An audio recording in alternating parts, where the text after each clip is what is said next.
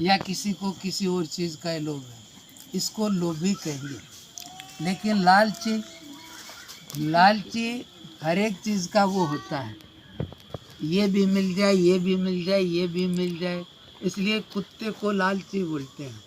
उसको कितना ही डाल दे फिर भी वो जगह जगह दाएगा। इसलिए इस जो लालची आदमी होता है वो उसको भगवान भी जल्दी नहीं सुधार पाते हैं। लोभी को तो थोड़ा बहुत सुधारा जा सकता है क्योंकि उसका सब चीज़ों पर नहीं होता, लेकिन लालच इसके भी सब जगह, अब सभी को मेरे को मिल जाए, तो ये जो लालची होता है ये ज़्यादा खराब होता है। तो इसलिए लोभी कुछ चीज़ों में, किसी को पैसे का लोभ है, किसी को मान का भी होता है, किसी चीज़, लेकिन जिसको सभी जगह का हो तो उसको फिर क्या बोलेंगे? लालची।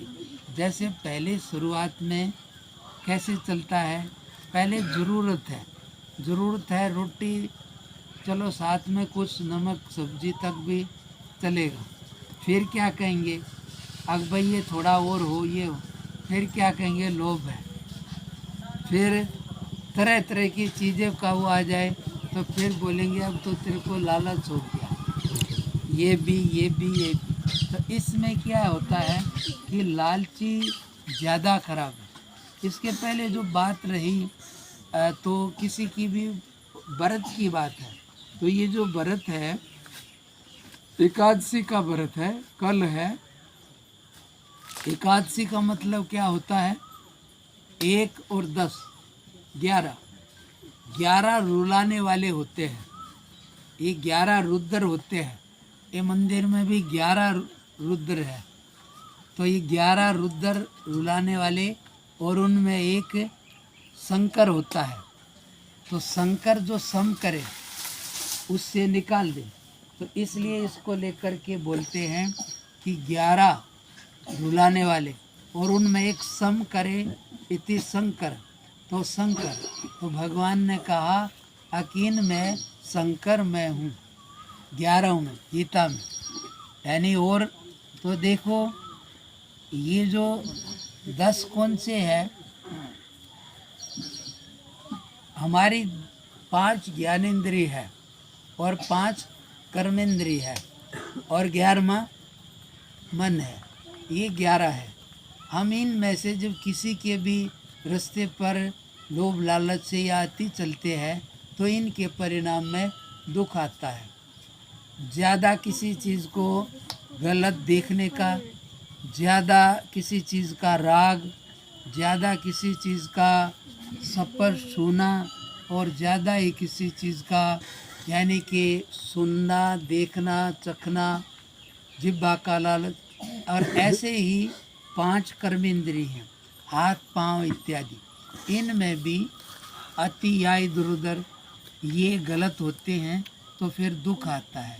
और इन सब के ऊपर मन है, तो इससे कहते हैं कि मन को शांत करे तो ये सब वश में हो जाते हैं।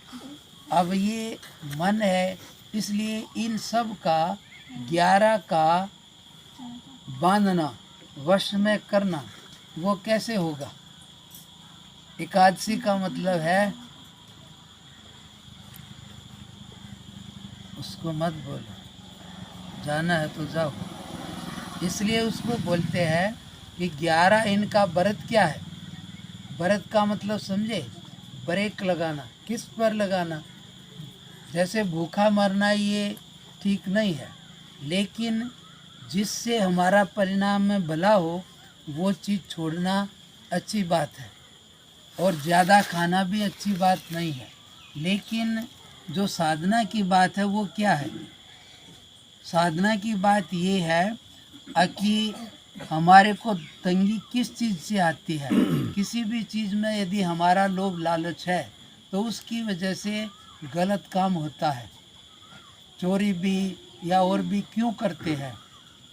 कहीं भी आदमी करता है तो कामना के या लोभ लालच के वश में होकर ही गलत काम करते हैं। समझ में आता है? ऐसे कोई नहीं चाहता, तो ये इन्हीं से होते हैं। तो इनमें कहीं खाने पर, कहीं बढ़िया राग पर सुनने पर, कहीं स्पर्श पर बढ़िया लगे। और भी 5 आप अपनी इंद्रिया ज्ञानेंद्रिया हैं और 5 कर्मेंद्रिया।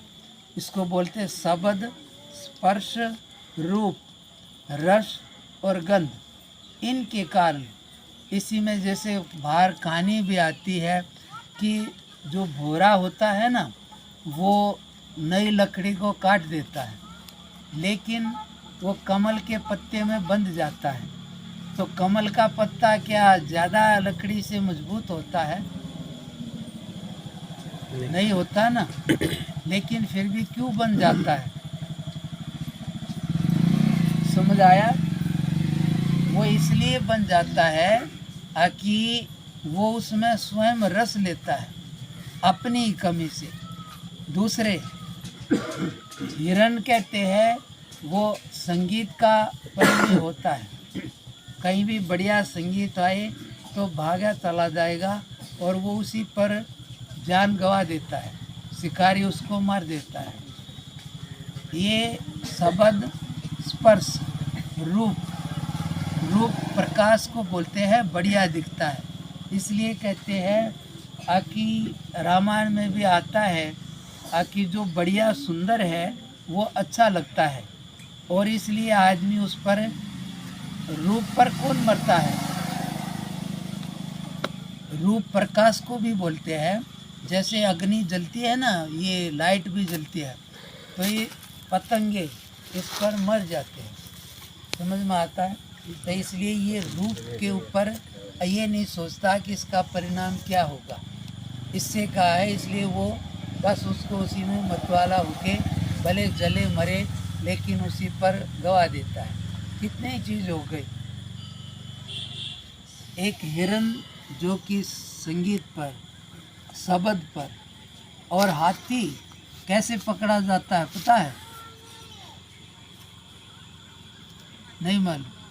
हाथी को स्पर्श का बहुत ज़्यादा लोभ होता है, तो उसके लिए एक गड्ढा बनाते हैं बड़ा सा, और उस पर हल्का सा छप्पर डालते हैं और उस पर हथनी बनाते हैं, और वो फिर सोचता है ये हथनी है, उधर चला जाता है। तो वो स्पर्श का बहुत बड़ा लगाव होता है, तो वो जाएगा उस पर तो क्या होगा? तो वो वजन ज़्यादा है ना उसमें, तो अपने ही वजन से वो उसमें गिर जाता है। 4 चीज़ हो गई कि 5 हो गई? कितने हो गए? शब्द, स्पर्श, रूप, और एक रह गया रस। रस पर कौन मर जाता है? रस होता कहाँ पर है? सभी चीज में भी रस है, तो कहाँ से आता होगा मालूम है? गन्ने में मीठा है, किसी चीज़ में मिर्ची तीखी है, आलू है, आम है, इन सब में रस है। आता कहाँ से है? इसलिए जल से आता है। वही जल है, सभी जगह जाता है, लेकिन उसी में सारे रस रहते हैं। इसलिए भगवान ने बोला जल के अंदर मैं रस रूप से बसा हुआ हूँ, यानी कि मैं रस रूप से हूँ, तो उसमें वो रस है, तो उसी से चीज़ें अच्छी लगती हैं। लेकिन फिर भी मूल कौन है? भगवान ही रस रूप से है। तो रस पर कौन मरता है पता है? ये भोरा गंध पर मर जाता है।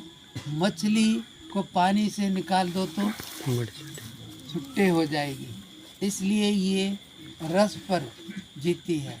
आदमी में तो 5 है। जब भी गड़बड़ होती है तो किससे होती है? इन्हीं से होती है। इन्हीं किसी के भी 5 के अधीन जब आदमी कोई भी हो, मैं हूँ चाहे आप, तो इनके जब वश होते हैं तो ये बांधने वाली हो जाती हैं। ये फिर बाद में अच्छा तो लगता है, लेकिन फिर भी बाद में रोना भी पड़ता है। इससे कहते हैं कि ये सभी ऊपर से अच्छा लगेगा, भला लगेगा, लेकिन परिणाम में मौत होती है, यानी कि दुख आता है। तो ये पांचों एक जगह पर हैं, इसलिए ये रुलाने वाले हैं। और इसके अलावा हाथ है, पाँव है, वाणी दो काम करती है, बोलने का भी करती है और खाने का कर्म का भी करती है। और उस मल मूत्र त्याग की ये 5 कर्मेंद्रियाँ, इनसे कर्म होता है। तो ये 10 और इन सब के ऊपर मन है।